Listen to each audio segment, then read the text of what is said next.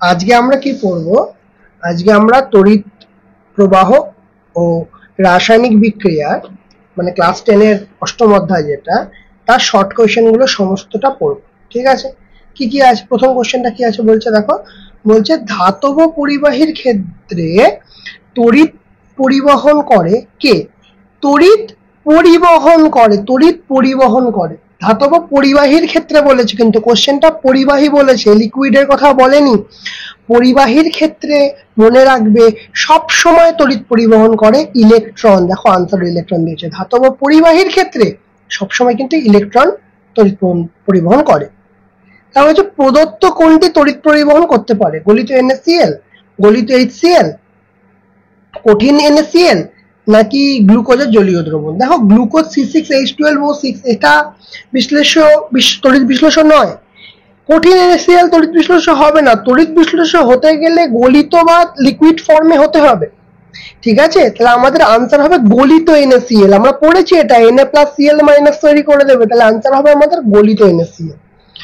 কোনটির মধ্যে দিয়ে তড়িৎ প্রবাহ হয় না? তামা, গ্যাস কার্বন, NaCl এর জলীয় দ্রবণ নাকি চিনির জলীয় দ্রবণ? দেখো বলেছে তড়িৎ প্রবাহ হয় না। এটাকে যদি আমি, এটা তো পরিবাহী, তামা তো একটা কি বলে আমাদের কন্ডাক্টর, তামা কন্ডাক্টর, যথেষ্ট ভালো কন্ডাক্টর, তাহলে এর মধ্যে দিয়ে তড়িৎ পরিবহন তো হবেই। গ্যাস কার্বন, গ্যাস কার্বন একটা জিনিস যেটা আমরা জানি অধাতু হলেও কিছু তড়িৎ পরিবহন করতে পারে। এটা NaCl এর জলীয় দ্রবণ, NaCl তার জলীয় দ্রবণ Na+Cl- করে দেবে, অবশ্যই তড়িৎ পরিবহন করতে পারবে। কিন্তু চিনি, চিনি মানে গ্লুকোজের ফর্মে পড়ছে, তাহলে চিনির কোনো জলীয় দ্রবণে আমাদের তড়িৎ পরিবহন হবে না। ক্লিয়ার? তারপরে গলিত NaCl এর মধ্যে সমপ্রবাহ, সমপ্রবাহ মানে কি? ডিসি পাঠালে কি তড়িৎ পরিবহন করবে কে? ইলেকট্রন, ক্যাটায়ন, অ্যানায়ন, ক্যাটায়ন ও অ্যানায়ন। অ্যান্সার হবে ক্যাটায়ন ও অ্যানায়ন। কেন? আমরা এখানে পড়লাম ইলেকট্রন, এখানে বলছি ক্যাটায়ন ও অ্যানায়ন। এটা কিন্তু ক্লাসে আমি ডিটেলসে বলেছিলাম যে যখনই আমাদের জলীয় দ্রবণে এই NaCl থাকবে বা H2SO4 থাকলো, মানে এখানে কিন্তু ইলেকট্রন তড়িৎ পরিবহন করবে না। এসব ক্ষেত্রে কে তড়িৎ পরিবহন করবে? ক্যাটায়ন এবং অ্যানায়ন তড়িৎ পরিবহন করবে। এটা কিন্তু খুব ভালো করে মাথায় রাখবে, ইম্পর্টেন্ট কোশ্চেন, খুব ইম্পর্টেন্ট কোশ্চেন, এবং এটা খুব আসে পরীক্ষায়। তারপরে একটি তড়িৎ বিশ্লেষ্য পদার্থ হলো পলিথিন, রূপক, কাঁচ, অ্যাসিড মিশ্রিত জল। এবার দেখো বলেছে তড়িৎ বিশ্লেষ্য, তড়িৎ পরিবাহী নয় কিন্তু তড়িৎ বিশ্লেষ্য। প্রথম কথা পলিথিন দিয়েছে, পিভিসি টাইপের জিনিস, মানে পলিথিন, পিভিসির মানে পার্টই একটা, পলিথিন মানে পলিইথিলিন। ঠিক আছে? এটা কখনোই তড়িৎ পরিবহন করতে পারবে না। কে করতে পারবে? রূপো। রূপো কিন্তু তড়িৎ পরিবহন করতে পারবে, কিন্তু এটা বিশ্লেষ্য পদার্থ নয়। এটা তড়িৎ পরিবহন করতে পারবে রূপো, কিন্তু বিশ্লেষ্য নয়। আর কাঁচ তো তড়িৎ পরিবহনও করতে পারবে না, বিশ্লেষ্যও নয়, কোনোটাই নয়। কিন্তু অ্যাসিড মিশ্রিত জল, যেমন ধরো আমি বললাম অ্যাসিড মিশ্রিত জল H2SO4, লঘু H2SO4, মানে এর মধ্যে জল আছে। ঠিক আছে? বোঝা গেল? তো এই কোশ্চেনটা, এই অ্যান্সারটা হবে আমাদের অ্যাসিড মিশ্রিত জল। ঠিক আছে? যেমন ধরো তুমি H2SO4 এর জলীয় দ্রবণ যদি ধরি আমরা, ঠিক আছে, তাহলে কিন্তু সেটা কিন্তু আমাদের অবশ্যই তড়িৎ বিশ্লেষ্য হবে, কারণ H+SO4- তৈরি করবে। তারপর বলছে কোনটি তড়িৎ অবিশ্লেষ্য পদার্থ? তড়িৎ অবিশ্লেষ্য পদার্থ কি? NH4OH এর জলীয় দ্রবণ, নাকি লঘু HNO3 এর দ্রবণ, নাকি কার্বন টেট্রাক্লোরাইড, নাকি গলিত সোডিয়াম ক্লোরাইড? তড়িৎ অবিশ্লেষ্য, এটা অবিশ্লেষ্য, এটা অবিশ্লেষ্য, এটা অবিশ্লেষ্য। অবিশ্লেষ্য কোনটা? Carbon tetrachloride, carbon tetrachloride CCl4, এটা হচ্ছে তড়িৎ অবিশ্লেষ্য। ঠিক আছে? তারপর হচ্ছে গলিত সোডিয়াম ক্লোরাইডের তড়িৎ বিশ্লেষণ করার সময়, ভালো করে দেখো, গলিত সোডিয়াম ক্লোরাইডের তড়িৎ বিশ্লেষণ করার সময় ক্যাথোড ধনাত্মক ও এখানে বিজারণ ঘটে। আচ্ছা, ক্যাথোড ঋণাত্মক ও এখানে বিজারণ ঘটে। আচ্ছা, তারপরে হচ্ছে অ্যানোড ধনাত্মক, এখানে বিজারণ ঘটে, আর অ্যানোড ঋণাত্মক, এখানে বিজারণ ঘটে। সবার প্রথম আমরা এইটা জানি যে ক্যাথোড কি হয়, ক্যাথোড কেমন তড়িৎদ্বার হয়। সবসময় মনে রাখবে ক্যাথোড ঋণাত্মক তড়িৎদ্বার হয়। তাহলে ক্যাথোড ধনাত্মক, এই অপশনটা তো গেল, হবে না। ক্যাথোড ঋণাত্মক এটা হতে পারে। আর কোথাও ক্যাথোড ঋণাত্মক আছে? অ্যানোড ঋণাত্মক, অ্যানোড ঋণাত্মক। তাহলে চোখ বুঝে, কোনো ভাবতেই হবে না, ক্যাথোড ঋণাত্মক একটাই অপশনে আছে, ক্যাথোড ঋণাত্মকেই অ্যান্সার হবে। ক্লিয়ার? ক্যাথোড ঋণাত্মক এবং এখানে বিজারণ ঘটছে। বোঝা গেল কথাটা? তারপরে বলছে প্রদত্ত কোনটি তড়িৎ তীব্র তড়িৎ বিশ্লেষ্য? তড়িৎ বিশ্লেষ্য তো অনেকেই হতে পারে, কিন্তু তীব্র তড়িৎ বিশ্লেষ্য কোনটা? H2CO3, NH4OH, NaOH নাকি HCOOH? দেখো HCOOH টা প্রথমেই বাদ দিয়ে দাও, কারণ এটা একটা মৃদু অ্যাসিড। ঠিক আছে, জৈব যৌগের একটা মৃদু অ্যাসিড হচ্ছে একটা HCOOH। ঠিক আছে, এবার এই তিনটের মধ্যে কে এও একটু মানে কম স্ট্রংই বলা যায়। NH4OH না, NaOH হচ্ছে তীব্র তড়িৎ বিশ্লেষ্য, কারণ এটা তীব্র ক্ষার আছে, তাই তীব্র তড়িৎ বিশ্লেষ্য এইটি হবে। ঠিক আছে, বোঝা গেছে? তারপর একটা প্রদত্ত কোনটি জলীয় দ্রবণে একটা মৃদু তড়িৎ বিশ্লেষ্য? মৃদু, আমি কি বলেছি, যখনই COOH থাকবে জৈব যৌগের পার্টে আসবে, COOH আছে জৈব যৌগের পার্টে আসবে, তখন সেটি অবশ্যই মৃদু তড়িৎ বিশ্লেষ্য হবে। কি হবে? অবশ্যই মৃদু তড়িৎ বিশ্লেষ্য হবে। ঠিক আছে কথাটা? তড়িৎ বিশ্লেষণে তড়িৎ বিশ্লেষ্য ক্যাটায়ন ও অ্যানায়নের সংখ্যা কি হবে? তড়িৎ বিশ্লেষ্য ক্যাটায়ন এবং অ্যানায়নের সংখ্যা সর্বদা সমান নাও হতে পারে, একই জায়গায় কোনোটি ঠিক নয়। অ্যাকচুয়ালি কি হয় এখানে, যে ক্যাটায়ন এবং অ্যানায়নের সংখ্যা সমান হতেও পারে, সমান নাও হতে পারে। ঠিক আছে, কোনো গ্যারান্টি কেউ দিতে পারবে না। তারপরে দেখি তড়িৎ বিশ্লেষণে তড়িৎ শক্তি রূপান্তরিত হয় কিসে? শব্দ শক্তিতে, তাপ শক্তিতে, রাসায়নিক শক্তিতে না চুম্বকীয় শক্তিতে? ভালো করে দেখো, তড়িৎ বিশ্লেষণে তড়িৎ শক্তি রূপান্তরিত হয় শব্দ শক্তি, তাপ শক্তি, রাসায়নিক শক্তি, চুম্বক শক্তি। তো তড়িৎ শক্তি আমাদের রাসায়নিক শক্তিতে রূপান্তরিত হয়, শব্দ কোথায় হবে? হবে না, এখানে সিম্পলি রাসায়নিক শক্তিতে রূপান্তরিত হবে। তড়িৎ বিশ্লেষণ প্রক্রিয়ায় ক্যাথোডে জারণ হয়, বিজারণ হয় নাকি বিয়োজন হয়, সংযোজন হয়? দেখো পরিষ্কার মনে রাখবে, তড়িৎ বিশ্লেষণ পদ্ধতি যখনই যাবে, যখন ক্যাথোড বলবে, ক্যাথোডে অ্যাকচুয়ালি কি হয়? ক্যাথোড তো আমাদের ঋণাত্মক, ঠিক? এখানে ধনাত্মক গুলো আসে, ধনাত্মক আয়ন গুলো আসে, এসে নিউট্রালাইজড হয়ে যায়, তাই তো? তো এটা কি বলবো এই ঘটনাটাকে?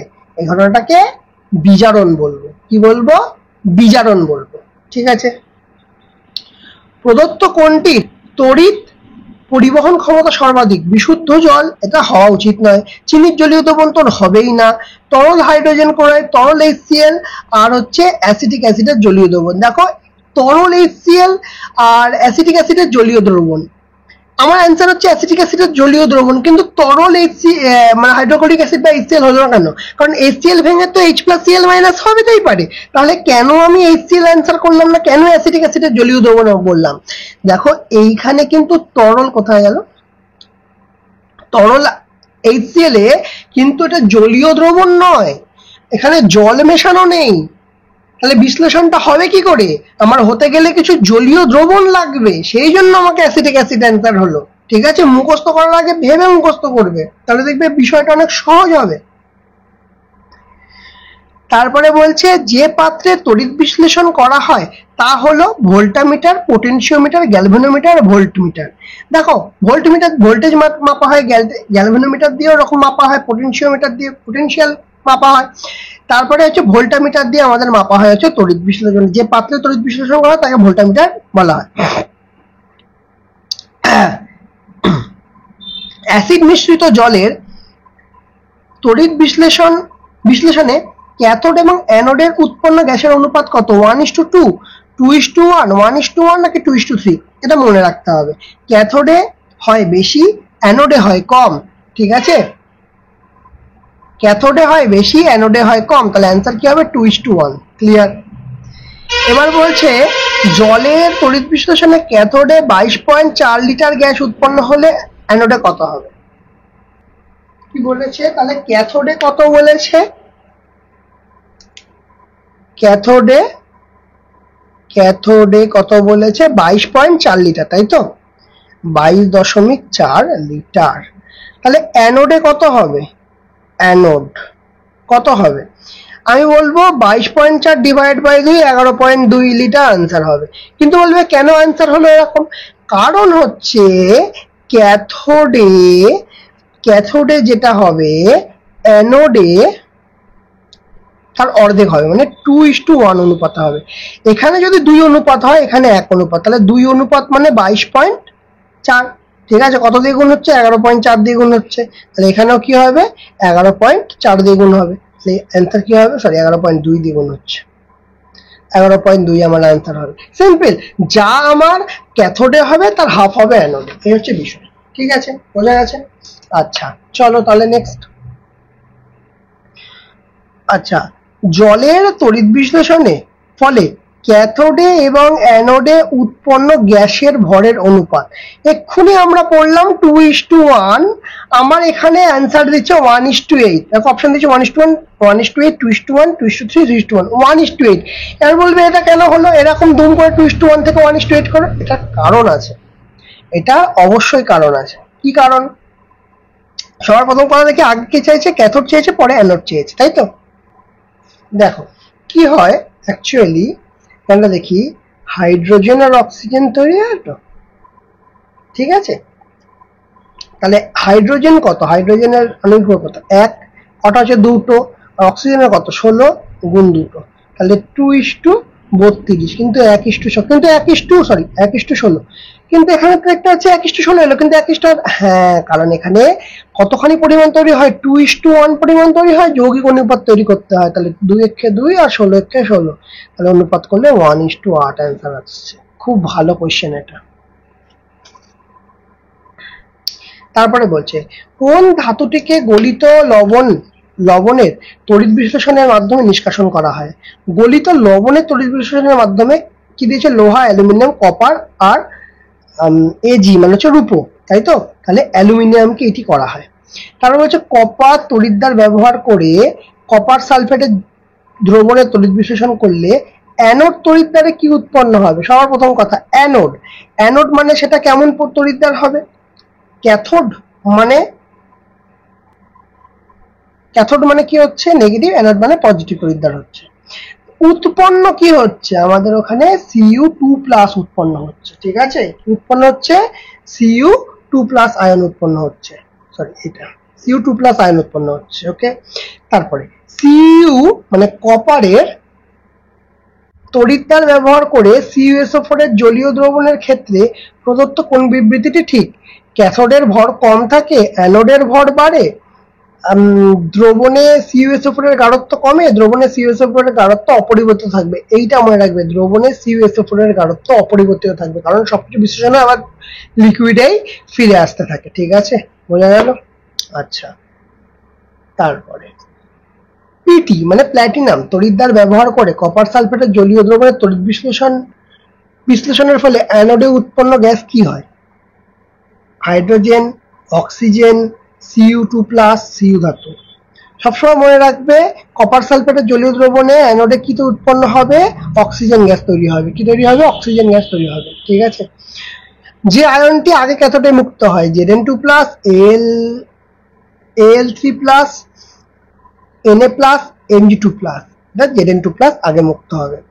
প্রদত্ত কোনটির অ্যানোডে জারিত হওয়ার প্রবণতা সবথেকে বেশি? অ্যানোডে জারিত হওয়ার প্রবণতা সবচেয়ে বেশি। কি বলছে? Chlorine minus, OH minus, NO3 minus, SO4 minus. Actually আমাদের OH মাইনাস যে আয়নটা আছে সেইটা আমার সবচেয়ে বেশি অ্যানোডে জারিত হওয়ার প্রবণতা। কোন ধাতুটি তড়িৎ বিশ্লেষণ পদ্ধতিতে প্রস্তুত করা যায় না? তড়িৎ বিশ্লেষণ পদ্ধতিতে প্রস্তুত করা যায় না। সোডিয়াম, জিঙ্ক, অ্যালুমিনিয়াম না পটাশিয়াম? দেখো, জিঙ্কে করা যায় না, এই তিন থেকেই করা যায়। কেন করা যায়? কারণ তড়িৎ সক্রিয়তা যে শ্রেণী আমরা পড়েছি সেই শ্রেণীতে সোডিয়াম, অ্যালুমিনিয়াম আর হচ্ছে পটাশিয়াম উপরের দিকে আছে, আর জিঙ্ক Zn মাঝের দিকে আছে, সেই জন্য করা যায় না।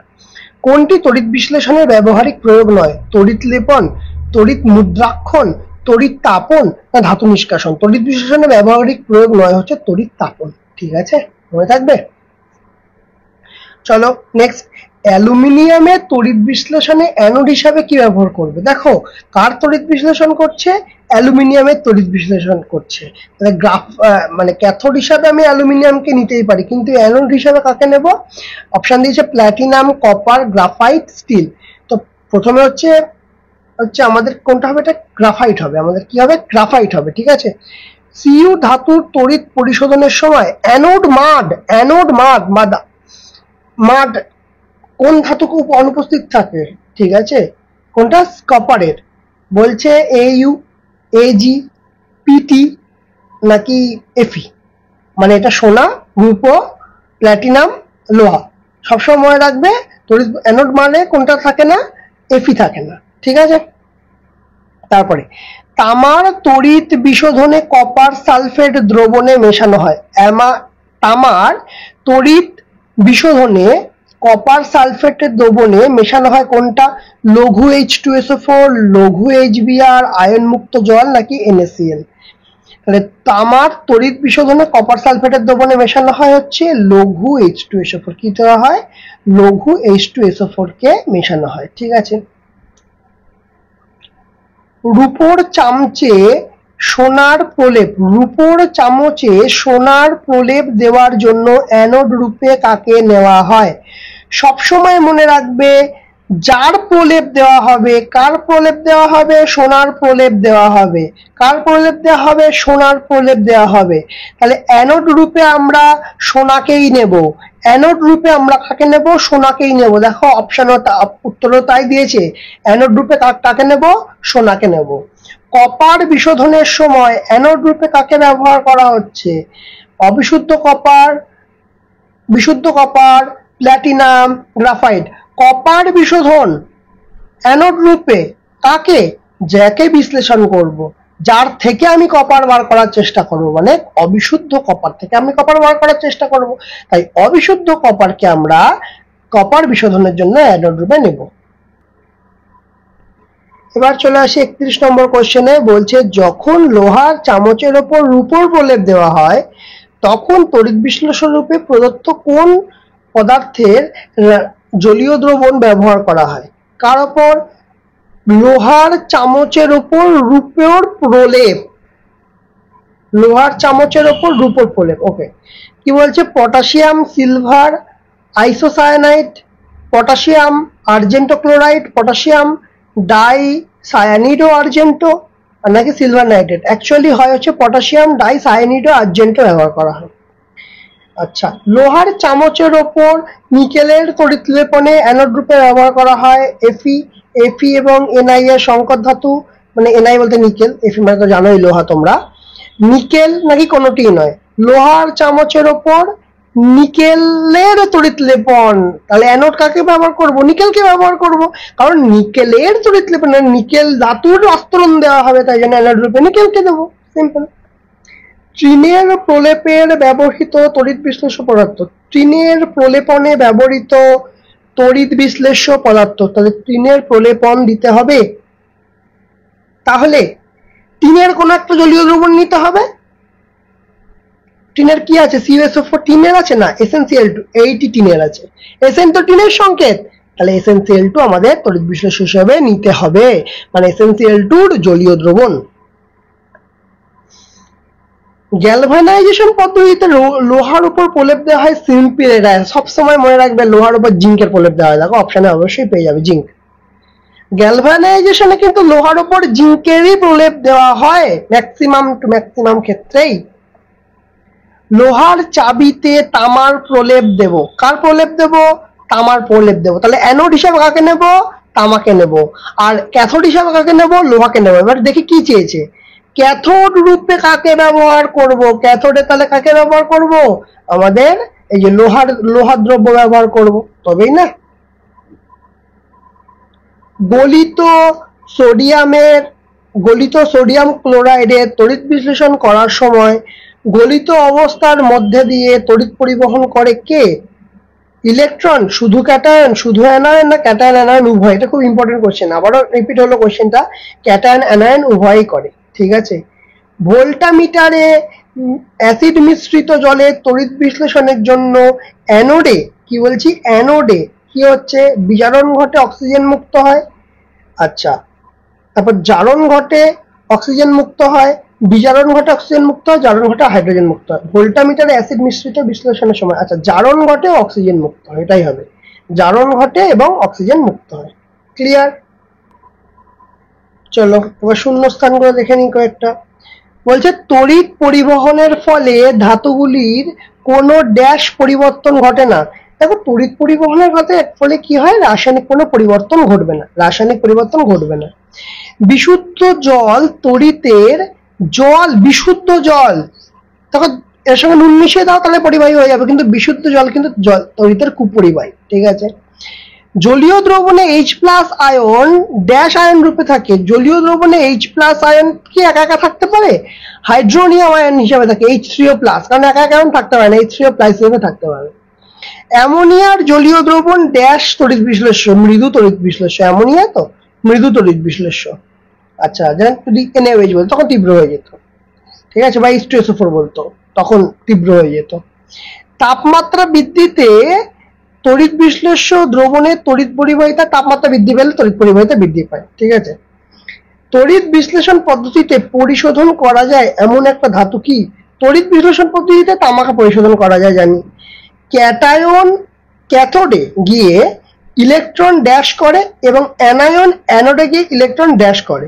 ক্যাটায়ন ক্যাথোডে গিয়ে, ক্যাটায়ন ক্যাথোডে, তাহলে ক্যাটায়ন মানে কি হচ্ছে পজিটিভ, ক্যাথোড মানে নেগেটিভ, তাহলে ইলেকট্রন কি করছে, তাহলে ক্যাটায়ন মানে আমার হচ্ছে পজিটিভ, পজিটিভ গিয়ে ক্যাটায়নটা নিয়ে, তাহলে ইলেকট্রন নেগেটিভ, তাহলে ইলেকট্রন গ্রহণ করবে। আর অ্যানায়ন কি করবে, অ্যানোডে গিয়ে তাহলে উল্টোটা করবে, বর্জন করবে। তড়িৎ বিশ্লেষণ প্রকৃতপক্ষে ড্যাশ বিক্রিয়া, মেনলি জারণ বিজারণ বিক্রিয়া, আর কিচ্ছু নয়। ঠিক আছে। NaCl এর দ্রবণের তড়িৎ বিশ্লেষণে Hg কে ক্যাথোড রূপে ব্যবহার করলে ক্যাথোডে ড্যাশ উৎপন্ন হবে, কি হবে, সোডিয়ামের অ্যামালগাম উৎপন্ন হবে। NaCl এর গাঢ় জলীয় দ্রবণের তড়িৎ বিশ্লেষণ করলে অ্যানোডে ড্যাশ গ্যাস পাওয়া যাবে। NaCl এর জলীয় দ্রবণের তড়িৎ বিশ্লেষণ করলে অ্যানোডে Na+Cl- থেকে ক্লোরিন গ্যাস পাওয়া যাবে, ক্লোরিন। ঠিক আছে। তারপরে ড্যাশ ধাতুগুলোতে তাদের যৌগ থেকে তড়িৎ বিশ্লেষণ পদ্ধতিতে ড্যাশ নিষ্কাশন করা হয়। ড্যাশ ধাতুগুলোকে তাদের যৌগ থেকে তড়িৎ বিশ্লেষণ পদ্ধতিতে নিষ্কাশন করা হয়। কোনটা? তড়িৎ ধনাত্মক ধাতুগুলোকে তাদের যৌগ থেকে তড়িৎ বিশ্লেষণ পদ্ধতিতে নিষ্কাশন করা হয়। কপার পরিশোধনে অ্যানোডের ভর কি হয়? দেখো ক্যাথোডের ভর বাড়ে, তাই অ্যানোডের ভর কমবে। ঠিক আছে। তড়িৎ লেপনের সময় কি বলছে, কার সময়? তড়িৎ লেপনের সময় ধাতুর প্রলেপ দেওয়া হয়। যে ধাতুর প্রলেপ দেওয়া হয় সেই ধাতুকে কোথায় ব্যবহার করবো? অ্যানোডে ব্যবহার করব। তড়িৎ লেপনের সময় যে ধাতুর প্রলেপ দেওয়া হবে তাকে কোথায় ব্যবহার করব? অ্যানোডে ব্যবহার করব। দেখো অ্যানোডে আছে। ধাতুর উজ্জ্বলতা বাড়াতে কি করা হয়? তড়িৎ লেপন করা হয়, যেমন লোহার উপর জিঙ্কের প্রলেপ দেওয়া হয় সেরকম। অ্যানোড কাটা বা অ্যানোড মাড কাকে বল, থেকে কি পাওয়া যায়? সোনা পাওয়া যায়, রূপো পাওয়া যায়, তারপরে তোমাদের প্ল্যাটিনাম পাওয়া যায়। ঠিক আছে। কি বলেছে? মূল্যবান ধাতু, অবশ্যই এগুলো সবই মূল্যবান ধাতু। তারপর অ্যানোড মাডে উপস্থিত ড্যাশ ধাতুটি অ্যাকোয়ারিজিয়াই অদ্রাব্য। অ্যাকোয়ারিজিয়াই, আচ্ছা, অ্যানোড মাডে সোনা তো দ্রাব্য হয়ে যায়, প্ল্যাটিনামও দ্রাব্য হয়ে যাবে, রূপো দ্রাব্য হবে না, মানে সিলভার আনসার হবে। বোঝা? এরপরের কোশ্চেনটা দেখে নিন। বলছে একটা ধাতব পরিবাহীর উদাহরণ দাও।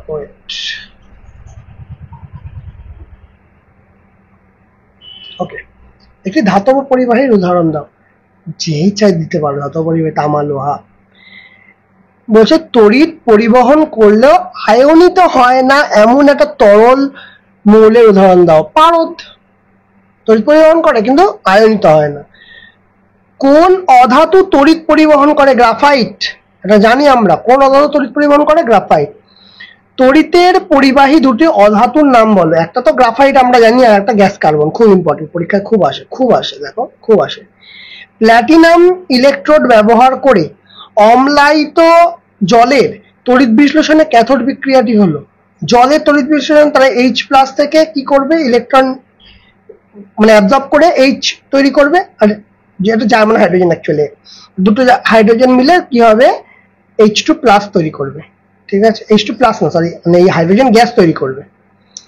কোন তড়িৎ বিশ্লেষ্যের জলীয় দ্রবণে তড়িৎ বিশ্লেষণের সময় দ্রবণে তড়িতের বাহক কারা? সবসময় কি বলেছি, ক্যাটায়ন এবং অ্যানায়ন হচ্ছে বাহক হয়, ঠিক আছে। মৌলিক পদার্থ তড়িৎ বিশ্লেষ্য হতে পারে কি? অবভিয়াসলি হতে পারবে না, কারণ কি করে বিশ্লেষণ করবে, বিশ্লেষণটাকে করবে এটা তো মৌলিক পদার্থ। তো পারদ কি তড়িৎ বিশ্লেষ্য? একদমই নয়, পারদ তড়িৎ অবিশ্লেষ্য। তড়িৎ পরিবহন করতে পারে ঠিক আছে, কিন্তু তড়িৎ অবিশ্লেষ্য। এই দুটো কিন্তু, তড়িৎ বিশ্লেষ্য আর তড়িৎ পরিবহন করতে পারার মধ্যে পার্থক্যটা কিন্তু অবশ্যই খেয়াল রাখবে। তীব্র তড়িৎ বিশ্লেষ্যের একটি উদাহরণ দাও। তুমি NaCl নিয়ে নাও, কোনো সমস্যা নেই। সোডিয়াম ক্লোরাইড অবশ্যই তীব্র তড়িৎ বিশ্লেষ্য, এই তীব্র তড়িৎ বিশ্লেষ্য। আম্লিক প্রকৃতির একটি তীব্র তড়িৎ বিশ্লেষ্য করো, আম্লিক বলেছে, আম্লিক, ঠিক আছে, তাহলে কি HCl করে দাও, তীব্র। একটি জৈব তড়িৎ বিশ্লেষ্য, HCOOH, CH3COOH, জানিয়ে নাও, কোনো সমস্যা নেই। দেখো বলেছে একটি মৃদু তড়িৎ বিশ্লেষ্য সংকেত বলে, একটু আগে বলেছি CH3COOH। মৃদু তড়িৎ বিশ্লেষ্যের আয়নীভবনের মাত্রা কিভাবে বাড়ানো যায়? কিচ্ছু করতে হবে না, জল যোগ করে দেবে, লঘু করে দেবে আরো জলীয় দ্রবণটাকে, ব্যাস তাহলেই হয়ে যাবে। একটি ছদ্ম তড়িৎ বিশ্লেষণের নাম বলো। তরলীভূত হাইড্রোজেন ক্লোরাইড, ঠিক আছে, এটা ছদ্ম তড়িৎ বিশ্লেষণ কিন্তু, ঠিক আছে। জলে দ্রাব্য একটি তড়িৎ অবিশ্লেষ্য পদার্থের নাম বলো। জলে দ্রাব্য মানে জলে দ্রবীভূত হচ্ছে, মিথাইল অ্যালকোহল। দুটি পদার্থের নাম লেখো যাদেরকে জল ব্যতীত অন্য দ্রাবকে দ্রবীভূত করলে তড়িৎ বিশ্লেষিত হয়। এটা হচ্ছে লিথিয়াম কার্বাইড ও ম্যাগনেসিয়াম নাইট্রাইড। ওকে, আয়নীভবন দেখাতে বলেছে Al2SO4 মানে সিম্পল হিসাবে এখানে 2Al3+, কারণ অ্যালুমিনিয়াম 3+ হবে, SO4 2- হবে, আর CaNO3 2 আছে, তাহলে এটা ক্যালসিয়াম দুটো হয়ে যাবে, আর NO3 জাস্ট একটা মাইনাস হবে। CH3COOH এর লঘু জলীয় দ্রবণ কত রকমের কণা পাওয়া যায়? দেখো CH3COOH, ঠিক আছে, তাহলে এখান থেকে তোমার CH3COO আসবে, আর হাইড্রোনিয়াম আয়ন আসবে, H3O+ আসবে, দু রকমের কণা পাবে। তড়িৎ বিশ্লেষণে কোন প্রকার তড়িৎ প্রবাহ ব্যবহার করা হয়? সবসময় মনে রাখবে সমপ্রবাহ বা ডিসি ব্যবহার করা হয়। তড়িৎ বিশ্লেষণের ক্ষেত্রে ব্যাটারি দিয়েই কাজ হয়ে যায়, তার মানে সেটা হচ্ছে ডিসি। তড়িৎ বিশ্লেষণের সময় অ্যানোডে কি ধরনের বিক্রিয়া হয়? সিম্পল, অ্যানোডে হয় জারণ বিক্রিয়া, ক্যাথোডে হয় বিজারণ বিক্রিয়া। অ্যানোডে হয় জারণ বিক্রিয়া, ক্যাথোডে হয় বিজারণ বিক্রিয়া, মনে থাকবে। তারপরে তড়িৎ বিশ্লেষণের সময় ক্যাটায়ন ও অ্যানায়ন যে তড়িৎদ্বার দুটিতে যায় তাদের কি বলে? তড়িৎ বিশ্লেষণের সময় ক্যাটায়ন ও অ্যানায়ন যে তড়িৎদ্বার দুটিতে যায় তাদেরকে কি বলে? তাদেরকে ক্যাথোড বলে আর অ্যানোড বলে, সিম্পল। তড়িৎ বিশ্লেষণকালে ইলেকট্রন প্রবাহ কোন তড়িৎমুখী হয়? কি বলছে, তড়িৎ বিশ্লেষণকালে ইলেকট্রন প্রবাহ কোন তড়িৎমুখী হয়, মানে অ্যানোড থেকে ক্যাথোডের দিকে যায়, কোথা থেকে? অ্যানোড থেকে ক্যাথোডের দিকে যায়, ঠিক আছে। তড়িৎ বিশ্লেষণের সময় তড়িৎ প্রবাহ কোন তড়িৎমুখী হয়? তড়িৎ বিশ্লেষণের সময়, আচ্ছা, এটা ইলেকট্রন প্রবাহ যদি অ্যানোড থেকে ক্যাথোডের দিকে যায়, তাহলে তড়িৎ প্রবাহ উল্টো হবে, ক্যাথোড থেকে অ্যানোডের দিকে যাবে, সিম্পল। আচ্ছা, একটি সক্রিয় এবং নিষ্ক্রিয় তড়িৎদ্বারের নাম বলো। সক্রিয় তড়িৎদ্বার হচ্ছে তোমার কপার, আর নিষ্ক্রিয় তড়িৎদ্বার হচ্ছে প্লাটিনাম। আচ্ছা, তারপরে তড়িৎ বিশ্লেষণের সময় কোন শক্তি রাসায়নিক বিক্রিয়া ঘটায়? কোন শক্তি? কি দিয়ে আমরা ব্যাটারি ইউজ করি। ব্যাটারি ইউজ করা মানে সেটা একটা কি ধরনের শক্তি? ডিসি ইউজ করছি। ডিসি একটা কি ধরনের শক্তি? তড়িৎ শক্তি। তাহলে অ্যাকচুয়ালি তড়িৎ বিশ্লেষণের সময় কি হয়? তড়িৎ শক্তি রাসায়নিক শক্তিতে রূপান্তরিত হয়। কোথায় রূপান্তরিত হয়? রাসায়নিক শক্তিতে রূপান্তরিত হয়, ঠিক আছে। গলিত NaCl এর তড়িৎ বিশ্লেষণের ক্যাথোডে কি তৈরি হবে? দেখো Na+Cl-, কি বলছে? Na+Cl-, তাহলে ক্যাথোড। ক্যাথোড মানে হচ্ছে নেগেটিভ তড়িৎদ্বার, তাহলে সেখানে যাবে সোডিয়াম, তাহলে সোডিয়াম মানে আয়ন গিয়ে সে ইলেকট্রন বর্জন মানে ইলেকট্রন গ্রহণ করে নিউট্রালাইজ হয়ে সোডিয়াম ধাতু তৈরি করবে। কি তৈরি করবে? সোডিয়াম ধাতু তৈরি করবে। গাঢ় NaCl এর দ্রবণে তড়িৎ বিশ্লেষণের পরে ভোল্টামিটারের প্রাপ্ত অবশেষ দ্রবণের প্রকৃতি কেমন হবে? NaCl এর তড়িৎ বিশ্লেষণের পরে ভোল্টামিটারের প্রাপ্ত অবশেষ ক্ষারীয় প্রকৃতির হয়। কেমন হয়? ক্ষারীয় প্রকৃতির হয়, ঠিক আছে। তারপরে বিশুদ্ধ জলের তড়িৎ বিশ্লেষণের জন্য কোন অ্যাসিড মেশানো হয়? কি বলছে? বিশুদ্ধ জল, তার তড়িৎ বিশ্লেষণ করবো, তাহলে কেমন অ্যাসিড মেশাতে হবে? জলের কিছু তুমি হালকা জলীয় দ্রবণে তুমি H2SO4 দিয়ে দাও, তাহলেও হয়ে যাবে, ঠিক আছে। H2SO4 মানে লঘু সালফিউরিক অ্যাসিড মিশে দাও, কোনো সমস্যা নেই, সুন্দর হয়ে যাবে। ক্ষারযুক্ত জলের তড়িৎ বিশ্লেষণে অ্যানোডে কি উৎপন্ন হয়? বলছে ক্ষারযুক্ত জল, ক্ষার আছে এমন জলে তড়িৎ বিশ্লেষণ করলে অ্যানোডে কি তৈরি হবে? অক্সিজেন গ্যাস তৈরি হবে। কি তৈরি হবে? অক্সিজেন গ্যাস তৈরি হবে। তারপর বলছে জলে তড়িৎ বিশ্লেষণে ক্যাথোডে 11.2 গ্যাস উৎপন্ন হলে একই চাপ উষ্ণতায় ক্যাথোডে 11.2 তৈরি হলে অ্যানোডে কত হবে? যে জিনিসটা তোমাদের আগেই দেখালাম, কি বলেছিলাম,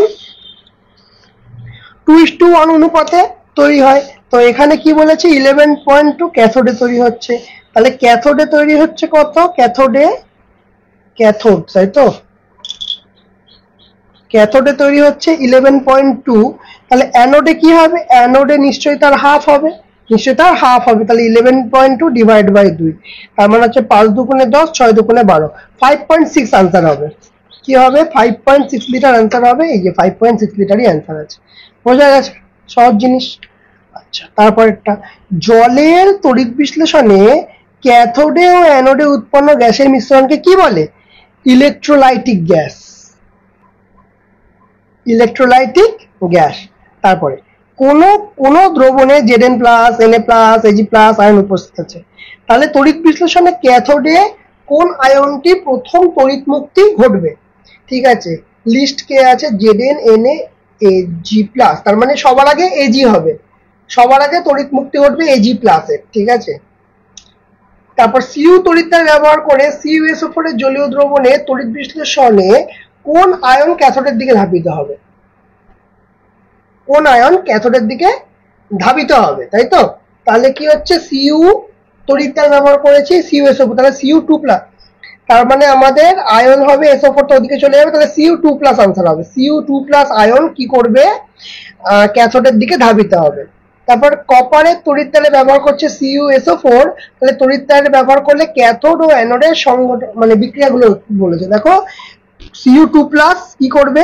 দুটো ইলেকট্রন গ্রহণ করে Cu ধাতুতে তৈরি হবে, তাহলে Cu আবার দুটো ইলেকট্রন আবার গ্রহণ করে কি করছে? মানে বর্জন করে Cu2+ তৈরি করছে। অ্যানোড মাঠে উৎপন্ন একটি দামি ধাতুর নাম কি? অ্যানোড মাঠে কি কি তৈরি হয়? Ag থাকে, Fe থাকে না তো, সরি, Pt থাকে, আর কি থাকে? Au থাকে, সব এগুলো দামি ধাতু তৈরি হয়, ঠিক আছে, বোঝা গেল।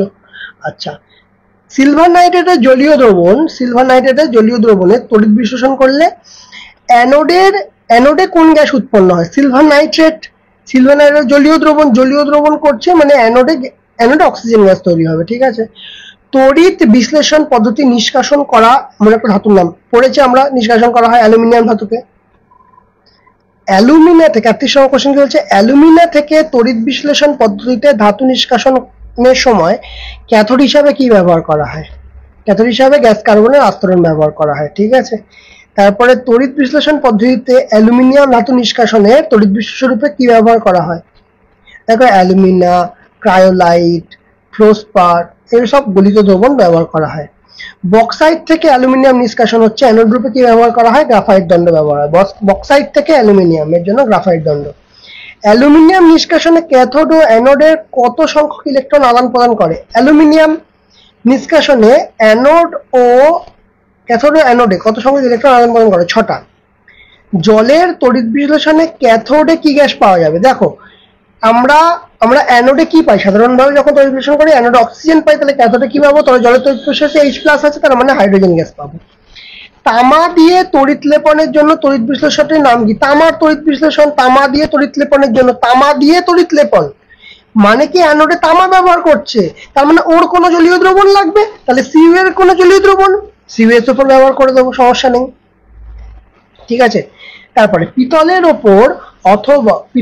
ওপর অথবা কোনো বস্তুতে সোনার তড়িৎ লেপন করতে তড়িৎ বিশ্লেষণ হিসাবে কি দেখবে? একটা কথা মনে রাখবে, যখন সোনার তড়িৎ লেপন করতে হবে এই যে পটাশিয়াম আর সায়ানাইডটা খুব ব্যবহার করা হয়, ঠিক আছে।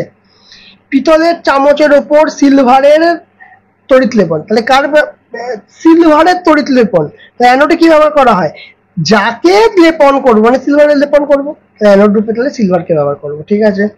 স্টিলের চামচের উপর রূপোর প্রলেপ, কার প্রলেপ, রূপোর প্রলেপ দিতে, তাহলে রূপোর প্রলেপ দিতে করে মনে রাখবে, আগেও বলেছি পটাশিয়াম আর্জেন্টোসায়ানাইড ব্যবহার করা হয়। লোহার উপর নিকেলের প্রলেপ তড়িৎ বিশ্লেষক রূপে কাকে ব্যবহার করা হবে, তাহলে দেখো নিকেলের প্রলেপ দেবো, তাহলে নিকেলের কোন জলীয় দ্রবণকে ব্যবহার করা হবে, দেখো বোরিক অ্যাসিড মিশ্রিত নিকেল সালফেটের জল দ্রবণকে ব্যবহার করা হবে। বোঝা গেল।